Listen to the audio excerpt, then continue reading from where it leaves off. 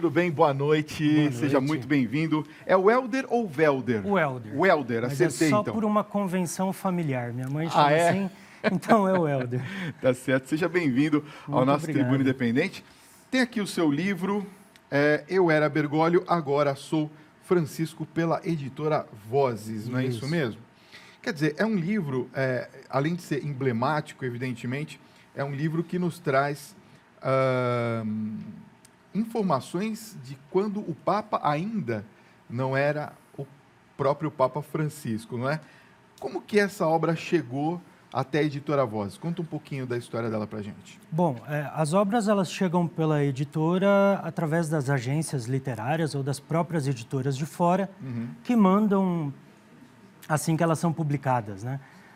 Mas o interessante dessa obra é que o Christian, que é jornalista do jornal L'Osservatore Romano, quando fica sabendo que o Papa eleito é o Francisco, compra uma passagem para Buenos Aires e vem para cá, para a América Latina. E a ideia dele não é trazer uma biografia do Papa, mas colher as impressões que o próprio povo de Buenos Aires tem do Papa que tinha acabado de ser eleito, que ainda era desconhecido de muita gente. Então, é um livro muito afetivo, muito mais do que biográfico. Isso dá um charme todo especial para o livro. Agora, é claro que todo mundo tem curiosidade para saber como era a vida do Papa antes do seu pontificado. Ele, em Buenos Aires, ele era muito ativo também, né, na sua região. Ele era um bispo muito ativo, não é mesmo? Sim, sim. Tem uma coerência muito grande entre o que o Papa Francisco é e quem o Bergoglio era, né? Ele não se tornou uma outra pessoa. E isso que nós vemos muitas vezes o Papa fazer, de aparecer para celebrar um casamento de improviso, sair da sua residência e cumprimentar as pessoas, tudo isso ele também fazia em Buenos Aires, claro que com uma outra projeção, porque ele não era o Papa. Mas ele era uma pessoa muito próxima do povo, e principalmente do povo mais simples, do povo anônimo. Então, era um bispo para fora da catedral. Não era um bispo que se limitava ao trabalho interno da igreja, mas ia ao encontro das pessoas. Aliás, uma característica muito forte do Papa Francisco, que ele também nos pede, né? Igreja em saída. Isso. Foi o início do seu pontificado. Isso. Agora, e a vocação de Bergoglio? Quando que ela se inicia dentro da igreja? Bom, como é sabido, o Bergoglio é um jesuíta, né? E como é muito comum nos jesuítas, a vocação dele é uma vocação tardia. Ele não vai para o seminário como molequinho. E toda essa experiência que ele tem de uma pessoa que tem a sua vida de estudo, de trabalho, de namoro, vai ser levada para a sua vida ministerial, seja como padre, seja como bispo e depois como papa. E isso faz com que o Bergoglio ele tenha um trabalho muito mais afetuoso e de muito mais proximidade com a pessoa. Se a gente pudesse sintetizar em uma palavra, acho que é muito da empatia que ele tem, que ele carrega, né, no trabalho dele. Quer dizer, ele tem essa proximidade também, ele fala a linguagem do povo, basicamente é isso, né? Sim, que é a ideia da igreja em saída, a ideia da misericórdia como um marco do pontificado dele, né? Aliás, nós vamos falar um pouquinho daqui a pouco sobre a questão do trabalho dele com dependentes químicos, né? Acho que poucas pessoas sabem disso, né? O Papa trabalhou diretamente com os dependentes químicos, não é mesmo? Sim. Daqui a pouquinho nós vamos falar sobre isso, tá? Olha, vamos falar um pouquinho sobre a questão do Papa falando com os dependentes químicos. Aliás, ele ia até as ruas, né, onde se encontravam os dependentes químicos e buscavam essas pessoas nesses locais. Conta um pouquinho dessa história do atual Papa, quando era cardeal ainda. Quando o Christian vai e recolhe esses depoimentos em Buenos Aires, ele encontra essas informações, né? E o objetivo dele não é aprofundar essa ideia e ir atrás de quais são os trabalhos que estão por detrás disso, mas fica a imagem de um bispo de Buenos Aires que saía à noite e ia nos lugares ali pelo centro de Buenos Aires, onde muitas vezes esses dependentes químicos estavam largados ou sofriam pelas consequências do uso de drogas, né? Para mim fica muito clara a imagem do Papa que ele traz nessa última encíclica dele sobre a santidade. Que a santidade é muito mais um jeito de ser. É a sua presença no mundo e no seu meio. É um jeito de viver. É um jeito de viver. Então, ele não está ligado necessariamente a um grupo que trabalha com drogadictos, mas ele se faz presente. E claro que colaborando com todo o trabalho organizado que provavelmente deveria haver, né? Mas a presença dele junto àqueles dependentes químicos é que se faz mais importante. Entendi. Porque isso vai fazer com que esses dependentes saiam do anonimato e se tornem pessoas vistas pela sociedade, né? Uma coisa que eu queria que você falasse é a respeito também de algumas curiosidades, como, por exemplo, o Papa tem um talento incrível para cozinhar. Sim. Não é verdade? Inclusive, tem algumas fotografias que pegam esses momentos, né? Ele cozinhando. E também ele dirige muito bem, não é? Tem alguma outra característica que a gente não conhece do Papa Francisco? Acho que não pode deixar de lado o futebol, né? O futebol, né? Torcedor de São Lourenço, que gosta muito de futebol. Verdade. Agora, a questão do dirigir é trazida na obra pelo Scanoni, que é um jesuíta muito próximo do Papa, que fala, inclusive, que ele dispensou o motorista quando ele foi reitor da universidade, da faculdade dos jesuítas, e ele preferia ele mesmo dirigir, né? Então, era alguém assim que tem os seus hábitos, como andar de metrô, que inclusive é a capa do livro, né? É ele dentro do metrô. Ele no metrô. Aliás, tem também uma outra foto muito emblemática dele, que ele não foi só um momento, não. Eram vários momentos que ele andava de transporte público e estava presente, né? Sim. Tem também uma história, não sei se é verídica, mas creio que seja, que quando ele foi eleito Papa, logo nos primeiros dias, ele saiu como se nada tivesse acontecido, vestido com a roupa, né, o hábito papal e caminhando nas ruas ali. E diz que o pessoal falou, não, pera um pouquinho, você não pode sair assim sem nenhuma segurança nem nada. E ele naturalmente fazia isso, é verdade? É porque é isso que ele fazia em Buenos Aires, né? A vida dele era essa, né? A vida dele era essa. Ele ia para a catedral ou para o atendimento na Cúria sempre de metrô. Era o transporte dele. E isso faz com que ele se torne muito mais sensível às questões vividas pela população. Ele era muito altruísta, né? Sim, muito presente, não é? Aliás, ainda é, né? Graças a Deus ainda é. O Papa Francisco também foi professor e reitor da Faculdade de Filosofia e Teologia de São Miguel. Conte um pouquinho para a gente sobre essa passagem do seu livro. O livro conta que ele era muito mais um diretor espiritual do que um administrador. Entendi. E isso é muito do modo jesuíta de ser. Tá. Santo Inácio tem uma frase onde ele fala que não é o muito saber que satisfaz a alma, mas o saborear cada coisa internamente, né? Então, é próprio da pedagogia e da espiritualidade naciana trazer a vivência, a experiência como aquilo que vai legitimando, como aquilo que vai dando corpo para o que a gente estuda. Então não adianta só saber quem é Deus. Nós devemos vivenciá-lo, experimentá-lo no dia a dia. E o Papa, ainda não como Papa, né, mas como reitor da faculdade, busca trazer muito isso.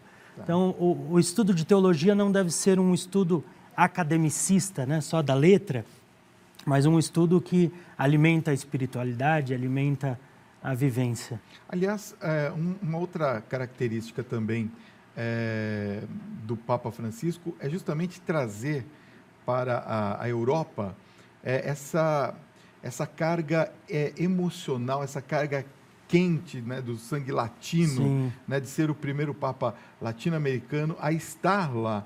Como que foi para o povo argentino essa primeira impressão de ter um representante da Argentina como Papa? Acho que tem sentimentos até contrários, né? Porque, primeiro, nós latino-americanos muitas vezes não nos entendemos como capazes, né? Aquela coisa, a sede da igreja na Europa... Pensamento de terceiro mundo mesmo, né? O chamado complexo de vira-lata. Então, tem um pouco desse sentimento. Agora será um latino-americano, mas também um sentimento de uma alegria que eles traduzem quase como que numa atitude de torcida de futebol, né? Como se fosse um título de campeonato. Da alegria de ter aquele que até ontem era o bispo da cidade deles, que agora se tornava papa. E como é que o livro traz essa questão também da visão missionária, né? Porque a gente vê também que o Papa procura passar para todos nós essa visão dele missionária, acredito que venha muito também por questão dos jesuítas. Como é que o Papa ele está conseguindo implementar essa visão missionária para todos nós católicos e também para aqueles que não são católicos? No livro é muito emblemático o fato dele ter vontade de ser missionário no Japão, mas ele não pode por causa do problema de saúde. Tá. Mas é interessante que mesmo na Arquidiocese de Buenos Aires, Bergoglio ele sempre tem contato com as periferias. Então tem os 2 bairros mais conhecidos, tanto pela população muito grande e muito pobre, quanto pelo problema das drogas. E ele é muito próximo dessa população. E o livro fala que a população ela é composta de argentinos, mas também de bolivianos, peruanos e paraguaios, que migram para Buenos Aires em busca de uma vida melhor, como muita gente faz, como é o caso da família dele, que vem da Itália, ainda na migração do século passado, mas vem da Itália para tentar uma vida melhor na América Latina. Eu penso que ele leva esse espírito missionário para a igreja, de uma igreja que não necessariamente vai para a missão além fronteira. Ela é importante a gente ir para o Japão, para a África, mas é importante também o movimento missionário do sair de si mesmo, da igreja em saída. Sim. Então, quando nós vamos ao encontro do outro, nós estamos sendo missionários e é essa ideia que ele traz. Pode ser um missionário que vai para a periferia da cidade, pode ser um missionário que vai ao encontro das periferias existenciais, que ele fala muito. Sim. Então, muita gente não vive na periferia, mas vive em situação periférica. O centro da cidade de São Paulo é uma região central, mas tem tanta gente em situação de rua, tanta gente que vive numa periferia existencial. E pode ser um missionário que vai para a missão além fronteira, que é uma vocação muito bonita. Aliás, às vezes é mais difícil ir para essas barreiras que nos impedem de enxergar o outro do que as barreiras físicas. Sim. Né? Ou territoriais, não é verdade? Sim, porque a gente muitas vezes é apegado às nossas condições, né? Difícil sair do nosso lugar, do nosso comodismo. Uma vez eu já contei aqui uma história do menino que queria transformar o mundo em azul. Ele queria fazer com que o azul era a cor preferida dele. No final das contas, resumindo bem a história, ele chega até a sua casa e ele percebeu que a única maneira dele começar a mudar o mundo era pintando a sua casa de azul. E aí ele poderia mostrar para as pessoas o quão bonito é a cor azul. Interessante isso, né? Isso é muito franciscano na perspectiva do Bergoglio, né? Porque ele fala, a igreja ela deve, em primeiro lugar, trazer um modo de ser, que é o modo da alegria, que é o modo da santidade, e a partir disso que ela vai transformando primeiro o seu lugar mais próximo e o mundo. Vai seguindo. Eu quero mostrar algumas fotos que você tem no livro, né? Daqui a pouquinho. Muito bem, Welder. Olha, eu queria mostrar aqui 2 fotos que o seu livro traz, que a gente separou aqui. Olha só que bacana. Essa primeira foto aqui, olha só. Me gusta rezar por Francisco. São cartazes que as irmãs do colégio Nuestra Senhora de la Misericórdia tinham na Praça de Maio durante a missa de posse do Papa Francisco. Ó, vou mostrar aqui para vocês. Desse lado aqui, ó, tá? Olha que bacana. Muito legal isso, né? Quer dizer, é o carinho, inclusive, das irmãs consagradas que estavam com o Papa em todos os momentos rezando por ele, não é? E nós temos também aqui uma outra, na página seguinte aqui, uma outra que nós separamos, que são as escadas do colégio, onde o Papa aprendeu a fazer as contas, a casa do Papa, onde ele nasceu, e a janela do primeiro andar da casa onde ele nasceu. Ó, vou colocar aqui, para vocês verem. Olha que interessante. Quer dizer, até isso vocês conseguiram colocar no livro, né, Helder? O livro conta a história de que ele aprendeu a fazer tabuada usando os degraus da escada. Mas Que aí, bacana isso né? fica para o leitor descobrir lendo. Pois é. Não, isso aqui é só para dar um gostinho para você, né? Aliás, o Papa Francisco foi e é até hoje também, já que a gente está mostrando aqui um pouco da história e do nascimento, né, do Papa quando era criança. Hoje, como pontífice, ele foi alvo de muitas acusações e vítima das famosas fake news. Por que é uma relação assim tão próxima de amor e ódio com o Papa, hein? Se a gente pudesse falar que o Papa tem um plano de governo, né, não se trata bem disso, mas uma das grandes empreitadas dele foi deixar a igreja menos burocrática, uma igreja menos curial, menos hierárquica e trazer mais a igreja para próximo do povo. E a gente sabe que isso não é tão simples, né? Pode ser simples quando a gente fala da nossa comunidade paroquial, que está próxima das pessoas. Quando a gente vai falando da estrutura eclesial, nós estamos falando de algo que foi consolidado por muito tempo e que tem um benefício em tudo isso. Ela ajuda muito a igreja a se organizar. Mas quando o Papa começa a querer mexer em algumas coisas que estão muito bem consolidadas, e principalmente quando ele começa a defender que a Europa tem que estar aberta para acolher imigrantes, quando ele começa a abrir o Vaticano para os moradores de rua, fazendo lavanderia comunitária, almoço, janta, café da manhã para os moradores de rua, ele começa, se a gente pudesse falar no dia a dia, pôr o dedo na ferida, né? A mostrar aquilo que está errado.